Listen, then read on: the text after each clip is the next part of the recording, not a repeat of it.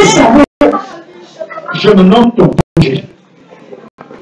Et il y a quelque temps de cela, j'étais un homme riche. J'avais à ma possession un parti d'à peu près 10 à 15 véhicules. Vous voyez, vous pouviez voir là-dedans des Mercedes, n'est-ce pas, des Prado, même des BU. Et parlant des immeubles dans la ville, j'entretiens un assez grand nombre. Et pendant que j'étais chez moi, je prenais mon petit déjeuner tout curieusement. Là, il se présente un jeune homme qui me dit, tonton Gigi, je voudrais te parler de Jésus. Je lui dis, mon gars, qu'est-ce que tu prends? Tu as peur? Il dit non. Tonton Gigi, vraiment, il faut que tu donnes ta vie à Jésus. Parce que, rends-toi compte que, à la fin de nos jours, chacun d'entre nous rendra compte de la vie que je lui ai donnée. Je lui dis, ben, écoute, petit, si ce n'est que pour ce côté-là, ça va, hein? Parce que l'archevêque métropolitain est mon ami, hein? De temps en temps, on dîne ensemble, de temps en temps, on prend un verre de whisky ensemble, donc tout va bien. Mais dis non, tonton Gigi, il ne s'agit pas de ça. Si tu ne donnes pas ta vie à Jésus, tu es en enfer. Et en plus de cela, tu vois, la façon dont je te vois vivre là, vraiment, il faut faire attention. Le temps est venu pour le changer. Je lui dis, écoute, vous savez, là, commencé à m'énerver avec son message là. Il me dit comme quoi Jésus lui a parlé de moi et que vraiment il fallait que je donne ma vie à Jésus. Il me dit, écoute, petit, si tu as faim, je te donne un peu à manger. Hein.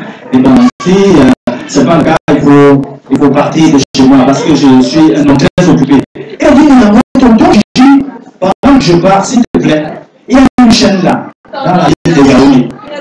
Ça s'appelle 99.0. Faites écoute là. Bon, je voulais juste me débarrasser de lui, il est sorti. Et comme je me gênais, j'ai appelé mon employé de maison, je lui ai dit, même un peu cette histoire-là, on dit 99.0, c'est quoi là? Bon, il a mis cette chaîne-là, et c'est comme ça que le monsieur qui prêchait s'est mis à dire des choses. Il dit, vous tous qui faites des pratiques magiques là, vous tous qui agissez négativement, le jugement de Dieu va tomber sur vous. Qu'est-ce que c'est? Et puis, bon, tout ça continue à m'énerver, hein, je suis parti de la maison. Vous savez, pendant que je grandissais, ma grand-mère m'avait donné une écorce, hein, et cette écorce-là, lorsque je la mâche, toute femme, hein, toute fille que je rencontre en cours de route tombe sans glisser, hein, facilement. Et c'est comme ça qu'un homme comme moi, vous pouvez imaginer, je pouvais avoir comme ça 10 à 15 euros. Et comme je me gênais, j'ai donc décidé de me rendre auprès de mon premier bureau. À peine arrivé, quand je frappe à la porte, surprise totale. Quand il m'a vu, elle m'a fermé la porte au nez. Mais non, la journée, elle était mal partie pour moi. J'ai dit, s'il y a des problèmes ici, il faut que je me rende auprès du deuxième bureau. Hein. Et c'est comme ça que je me rends de ce côté-là. Et là-bas, c'était grave. Elle m'a versé de l'eau chaude sur le visage. C'est pas possible. Je n'ai compris rien du tout. Comme j'avais quelques problèmes d'argent, j'ai décidé de rentrer chez moi, de ne plus me rendre chez aucune femme. Hein, et puis de rentrer chez moi, et puis de me trouver un peu d'argent. Et vous savez, pour avoir de l'argent, moi, c'est très facile. Hein. Quand je suis au lycée, il y a des amis qui m'avaient appelé, ils me disent, tonton Gigi, tu sais, la vie, c'est pas comme ça. Hein. Et puis je leur ai dit, qu'est-ce qu'il faut faire? Ils m'ont dit, tu sais, pour réussir dans la vie, il y a des moyens plus efficaces. Et c'est comme ça qu'un soir, ils m'ont conduit dans un cimetière. Ils ont fait, n'est-ce pas, un rond tout autour, ils ont allumé des bougies. Et nous nous sommes introduits à l'intérieur. Ils m'ont donné quelques récits à faire là. Et subitement, comme ça, les paquets d'argent ont commencé à descendre. Et puis, ces jours-là, c'est comme ça que moi je me comporte. Chaque fois que j'ai besoin d'argent, je fais mon petit cercle là, j'allume des bougies et puis c'est juste quelques petites formules. Hein, et l'argent tombe à gogo. Et c'est donc comme ça que je me rends dans ma chambre. Je fais donc mon cercle.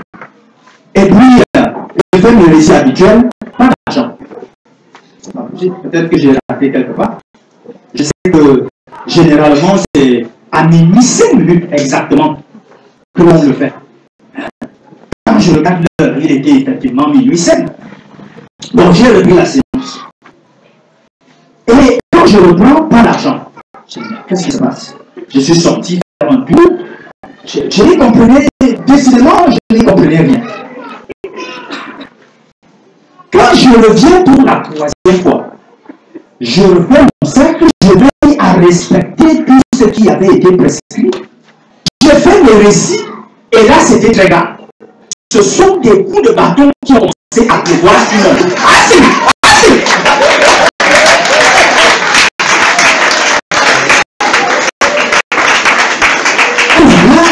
Décidément, ça n'arrive pas.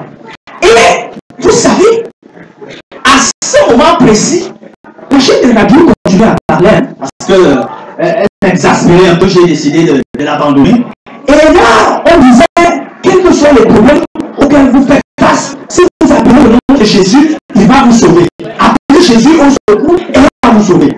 J'ai dit, peut-être que c'est là la solution. Hein? Et pendant que je me tordais de douleur, j'ai essayé de dire Jésus. Et puis, un silence de mort.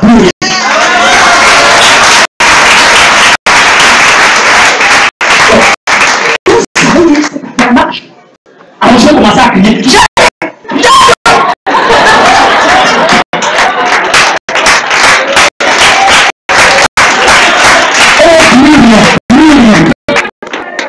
Je vous assure, chers amis, c'est quelque chose qui me dérange.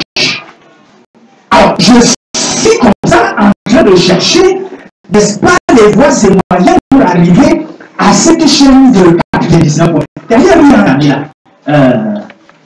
J'espère pouvoir arriver chez lui. Voilà! Mais dans ta Gigi, mais qu'est-ce que vous me parlez? Je t'assure que je vis une histoire terrible. Mais attends. Oui, mais moi je comprends pas. Deux fois, mais on peut pas mais un peu de Jésus et puis chancelard et puis.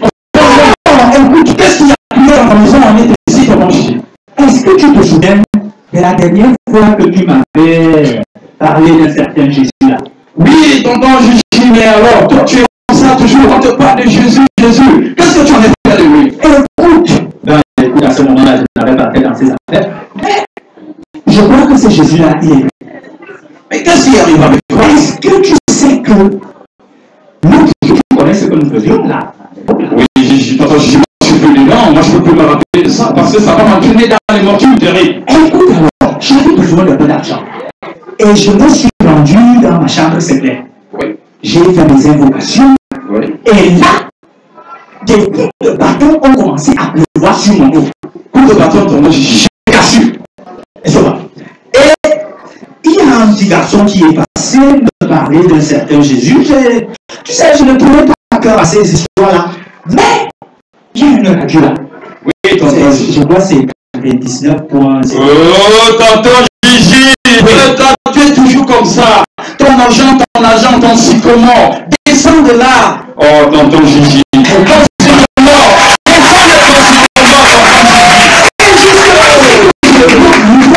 Oui, tonton Gigi, effectivement, je veux donc aller. Tu fais cette radio. Tonton Gigi, regarde ici. Tu as vu quoi? Parce que.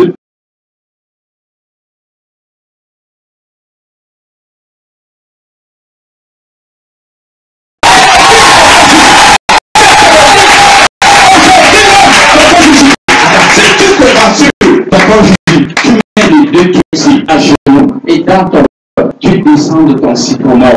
Mais toi, tu connais ça, j'ai entendu cette histoire-là. Ce coup qui est monté sur un sycomore pour parler. Voilà, tonton Gigi. Maman. Tonton Gigi, excuse-moi, je suis tellement onction.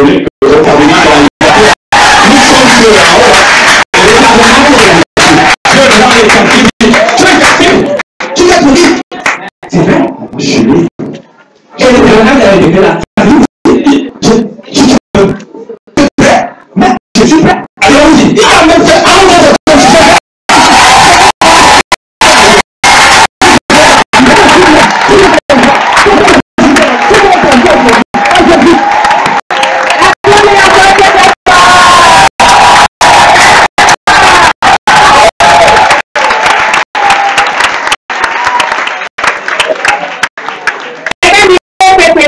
Bible. Read your Bible. C'est donc ça qui va se passer au Cameroun. Ils vont faire les invocations et ça ne va plus marcher. Plus jamais la pratique ne marche dans ce pays. Amen. Amen. Jésus qui s'est marqué au grand pas. Le Cameroun nouveau est là. Le Cameroun nouveau est là. Le tabernacle de la liberté est là. On a de tous les partis camerounais libres.